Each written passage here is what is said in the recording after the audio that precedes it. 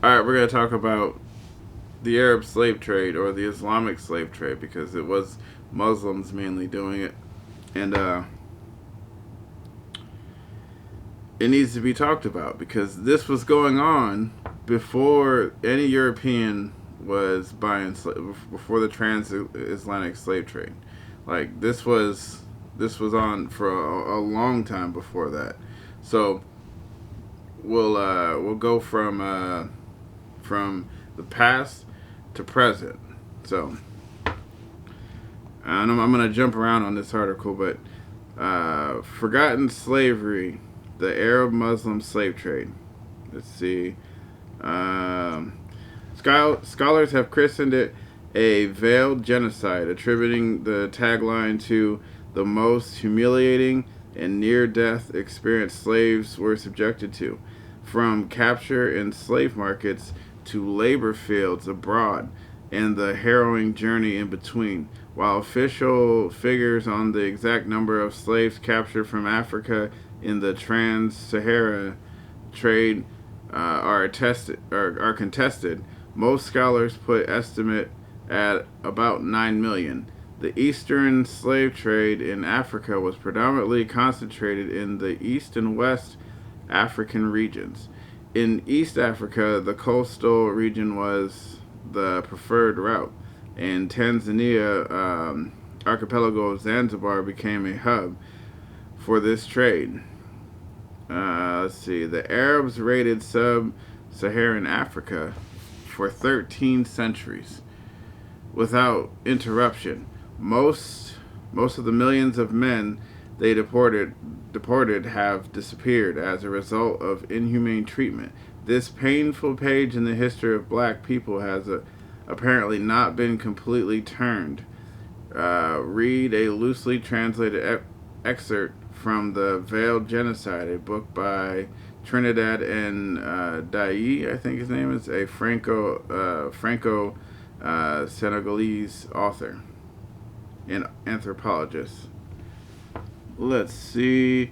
Um, Enterprising Arab merchants and middlemen would gather in Zanzibar for raw materials including clothes, ivory, and would then buy black slaves who they would use to carry raw materials, also work in their plantations abroad. Slaves as far as Sudan, Ethiopia, and Somalia would be availed at the Zanzibar market and shipped through the Indian Ocean to the Americas?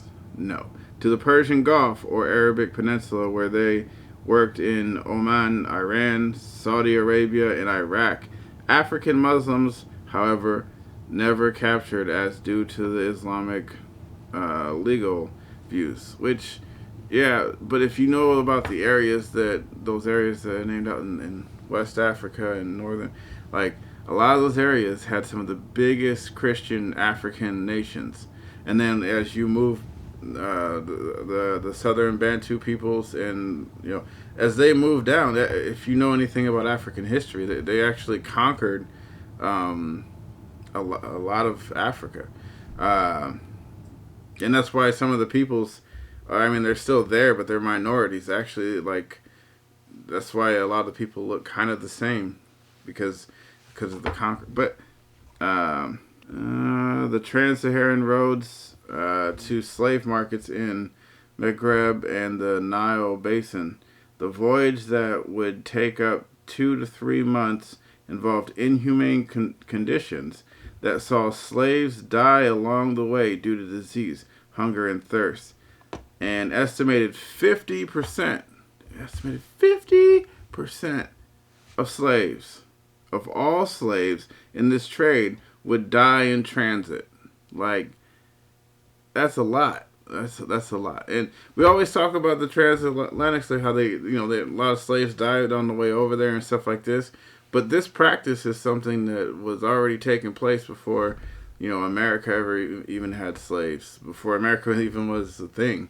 While European merchants were interested in strong, build young men as laborers in their farms, The Arab merchants were more focused on concubinage and capturing women and girls who were turned into sex slaves while living in the harems. So high was the demand that merchants would double the price of female slaves, with the ratio of captured women to men being 3 to 1.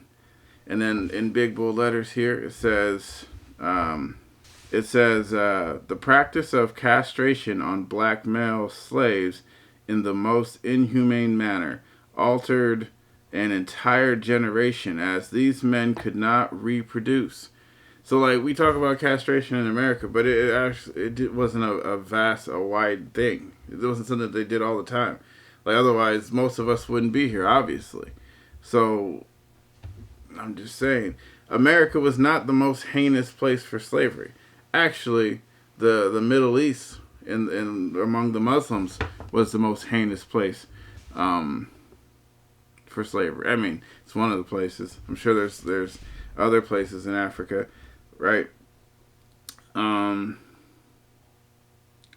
Male slaves would work as field workers or guards at harems to ensure that they never reproduce in case they got intimate with their female slaves. The men and boys were castrated and made eunuchs in a brutal operation where majority would lose their lives in the process.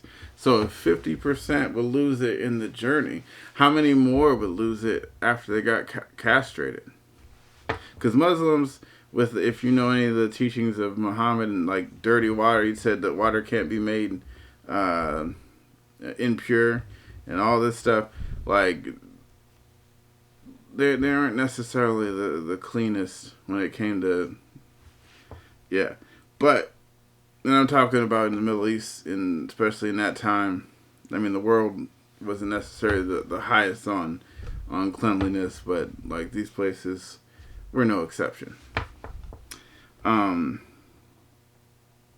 See, the practice of castration on black male slaves in the most inhumane manner altered an entire generation, as these men could not reproduce. The Arab masters sired children with the black female slaves. This devastation by the men saw those who survived committing suicide. This development explains the modern black Arabs who are still trapped by history, said Liberty Mukomo, a lecturer at the University of Nairobi Institute of Diplomacy and International Studies. And even as Europe, one of the key players in the African slave trade, abolished the practice hundreds of years ago, the United States officially ended it in 1865. Arab countries continued to trade, with majority ending in the 20th century. With the majority ending in late 20th century. In Malawi, slavery was officially criminalized in 2007,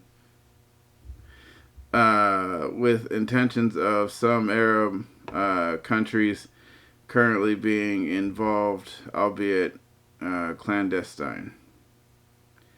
Even as the rest of the world realizes the harm of slavery did to an entire continent and made a declaration to abolish it, the Arabs protested it, and it took a lot of international trade and revolt by the slaves for them to end it.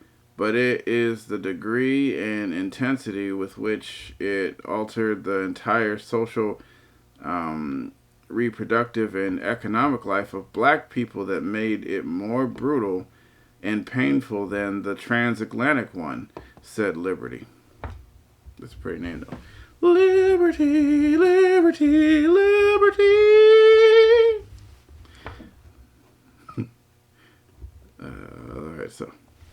All right, so on to the next one.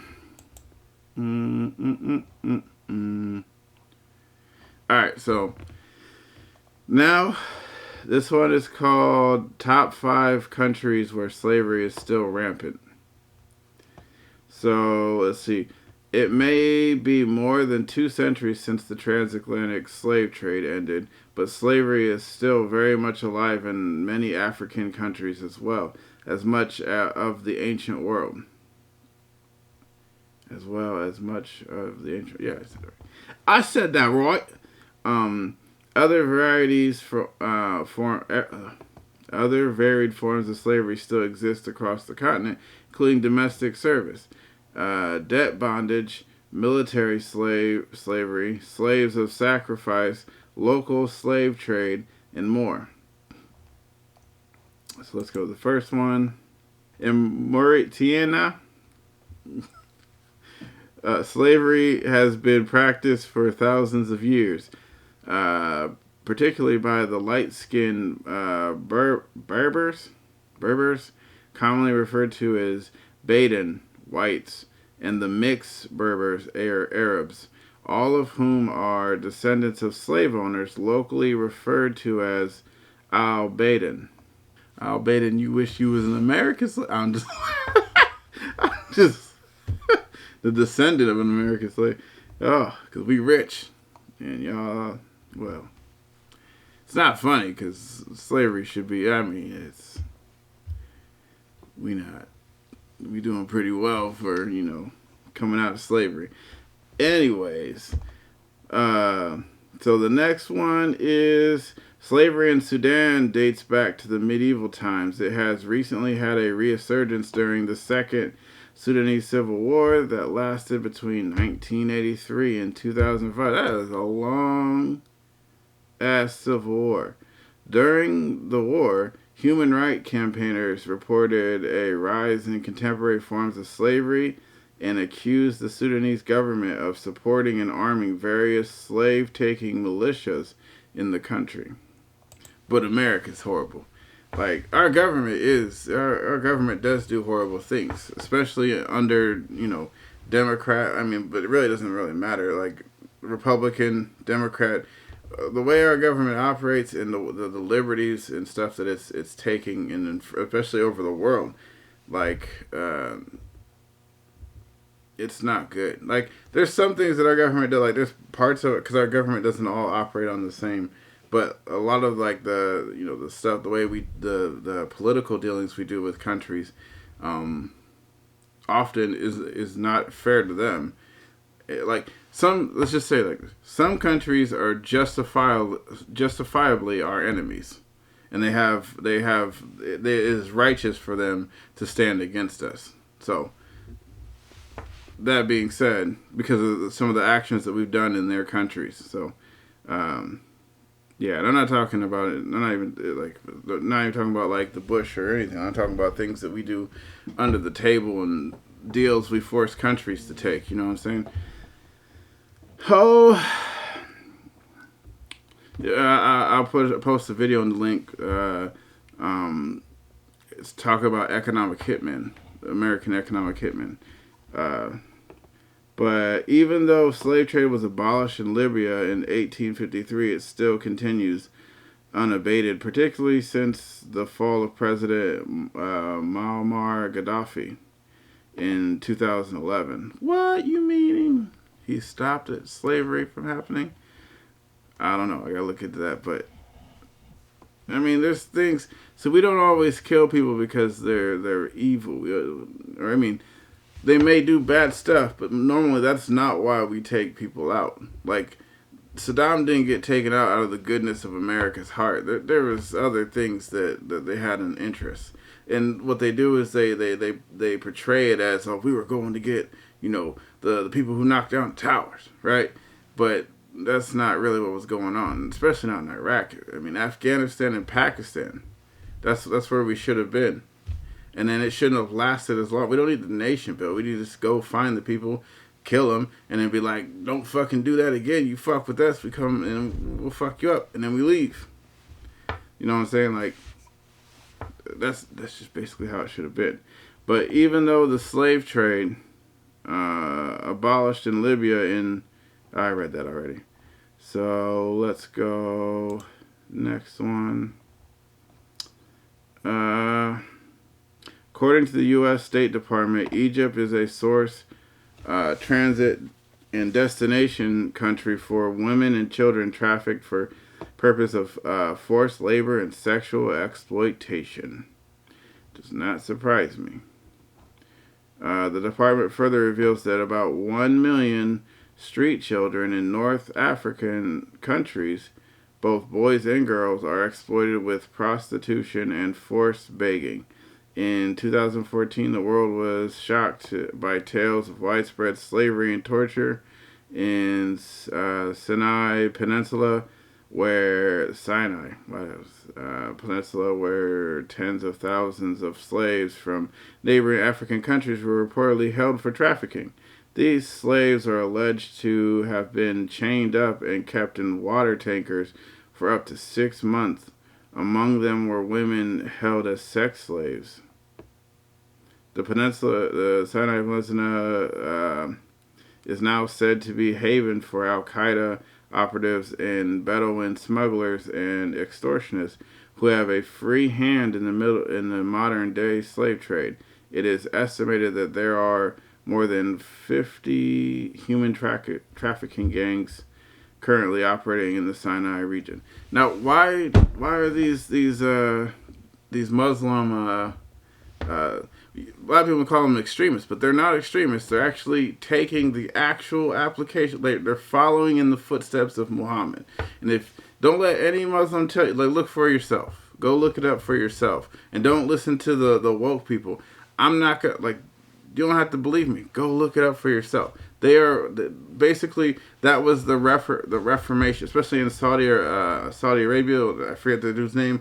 You can look it up. He, what is it? It's not soon. I forget what it's called. But what he basically did is he took the Quran. He said, we're only going to do what's in the Quran.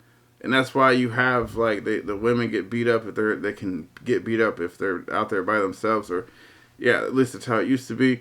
And, the terrorist stuff and blowing up and jihad. Because there's only one reference in jihad where it's inner struggle. The rest of them are outer struggle, or where you're going and you're attacking enemies. So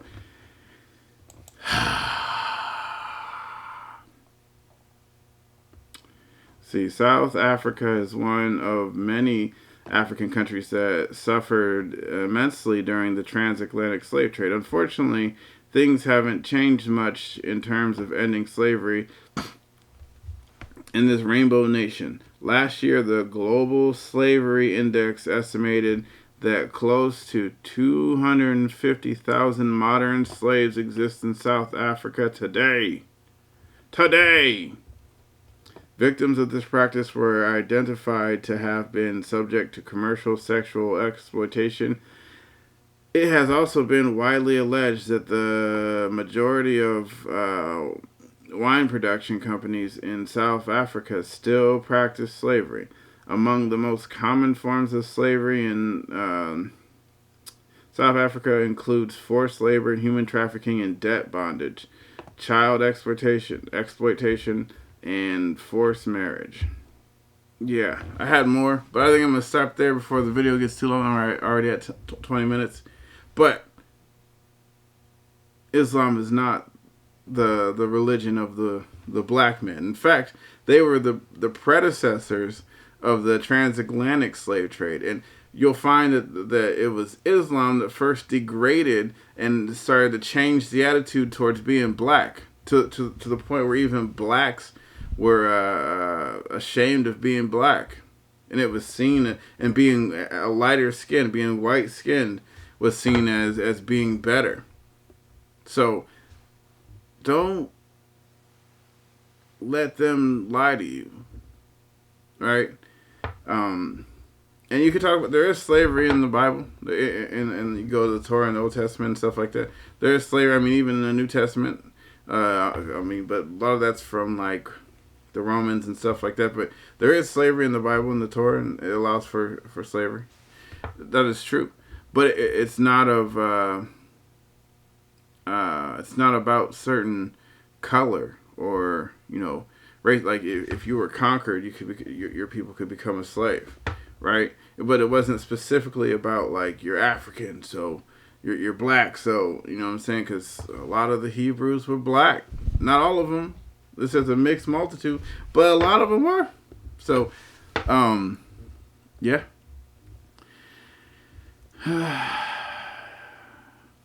Shalom until the next video.